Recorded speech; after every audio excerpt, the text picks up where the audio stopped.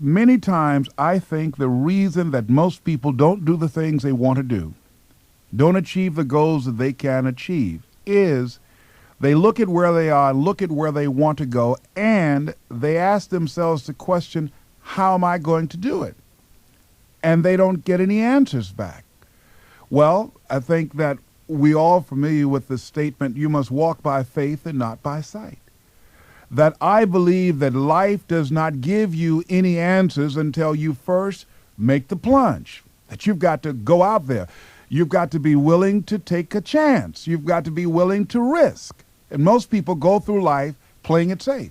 Viscott said, if you're not willing to risk, you cannot grow. And if you cannot grow, you cannot become your best. And if you cannot become your best, you cannot be happy. And if you can't be happy, then what else is there? See, if you want to reach your goals, if you want to do more in life, I don't think that you can be realistic in a sense. I think that you have to be unreasonable if you want to produce unreasonable results in your life. Because logical, reasonable thinking will tell you, given my circumstances, given my environment, given what life has dealt me, I shouldn't be doing what I'm doing right now. See, logical thinking caused man for years to walk and ride the backs of animals because logical, realistic thinking said, if God wanted man to fly, he would have given you wings like he gave the birds wings. You can't fly, fool.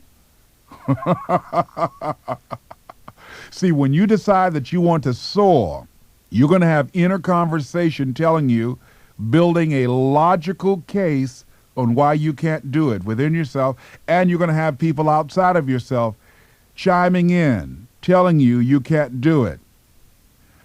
I remember when I came in contact with the man that changed my life in a real positive sense.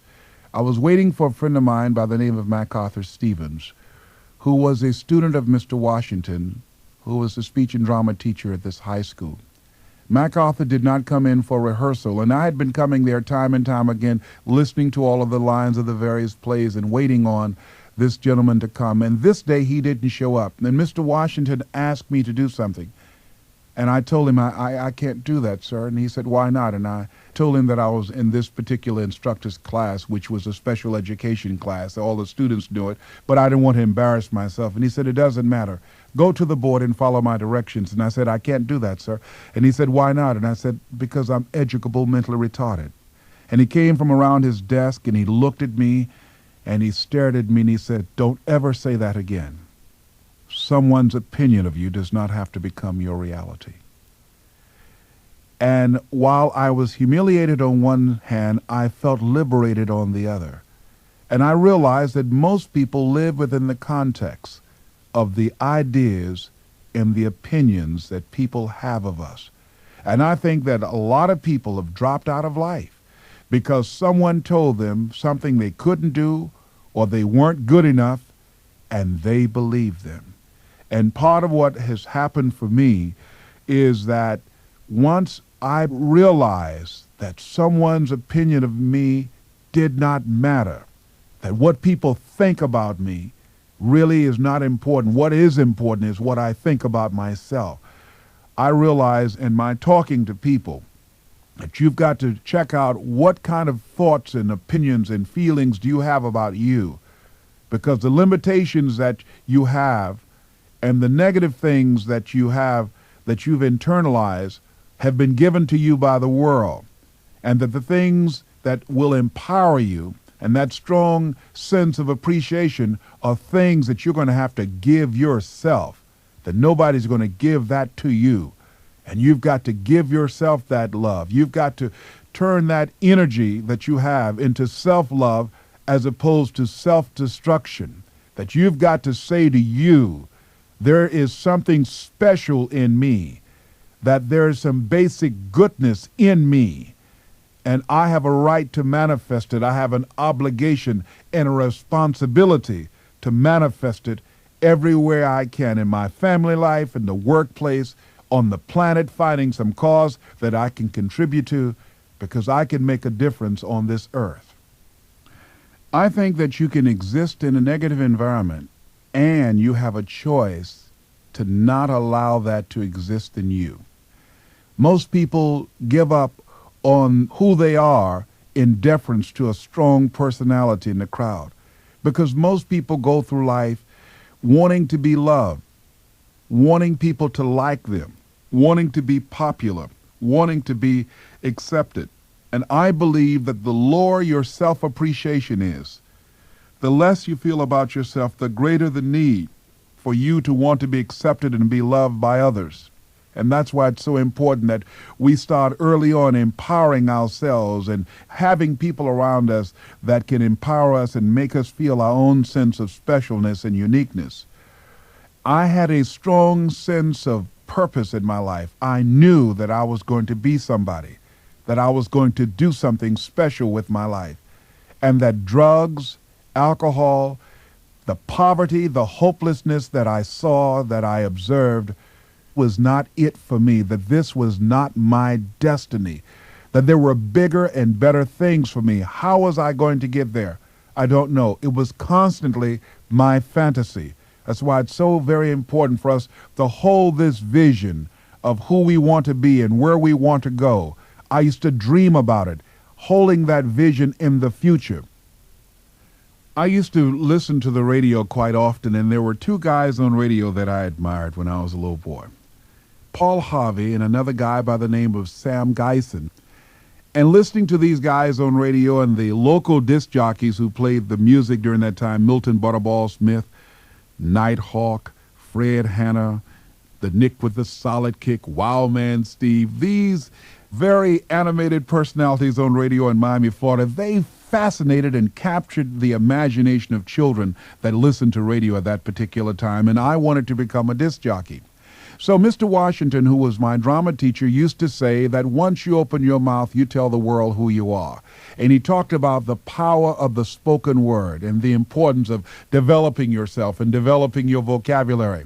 Well, being labeled educable, mentally retarded, and the kids who used to tease us and call us dodos, I wanted to begin to expand my vocabulary so that I would throw them off. And I began to read the dictionary every day and memorize words. And I developed little rhymes when girls would say, "Hey, what's your name?" I say, "Hey, they call me Mr. Vocabulary." Linguistically or rationally, I'm emphatic that I possess an ad infinitum etymology, which is simply incomparable. However, I believe in the simplicity of life. I want to be like Columbus and discover you.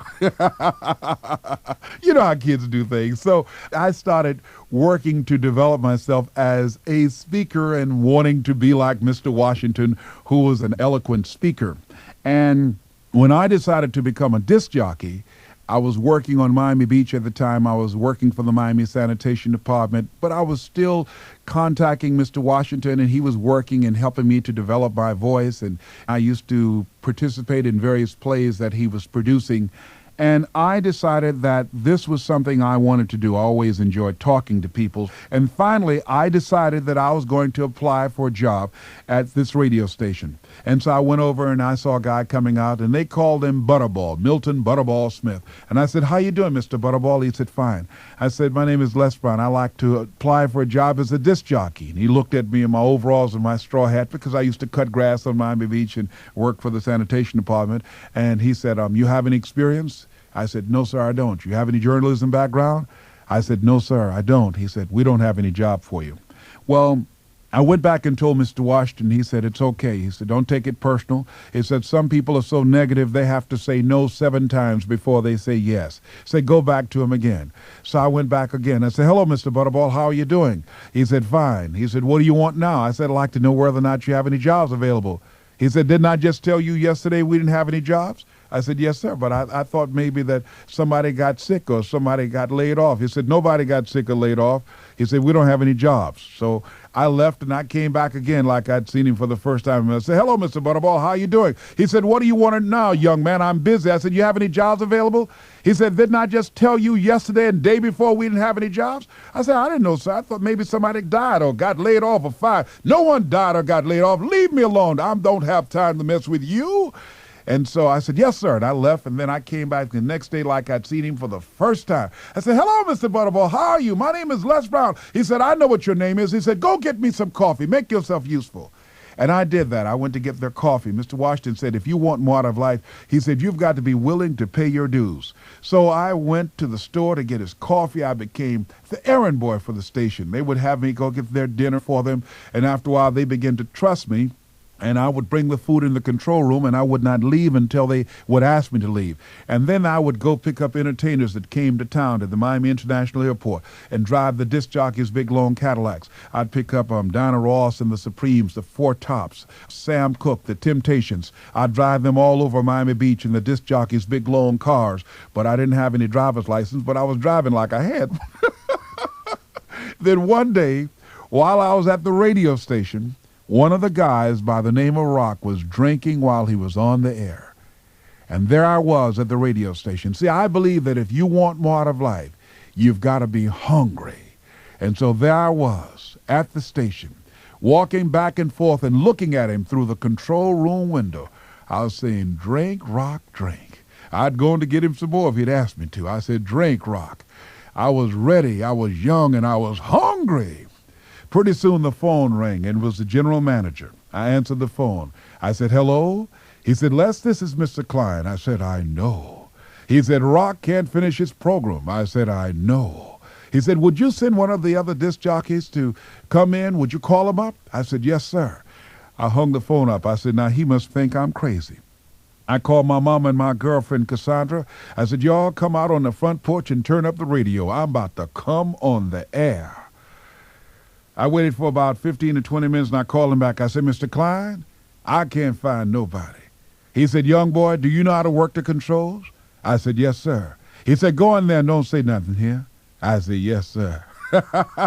I couldn't wait to get old Rock out of the way. I sat down behind that turntable. I said, look out, this is me, LB Triple P. Les Brown, your platter playing papa. There were none before me, and there will be none after me. Therefore, that makes me the one and only. Young and single and love to mingle, certified, bona fide, indubitably qualified to bring you satisfaction, a whole lot of action. Look out, baby, I'm your love man. I was hungry. See, if you want more out of life, you have got to be hungry. You've got to be willing to spend the time to burn the midnight oil, to rehearse and to practice, to make calls again and again and again. When everybody else gets tired and ready to go home, you've got to be hungry enough that you refuse to give up, that you become a no matter what person, that you have set some goals for yourself, and I'm going to achieve these goals no matter what. And I was determined to get into broadcasting. And I got in there, and I did it because I refused to be denied. I was hungry.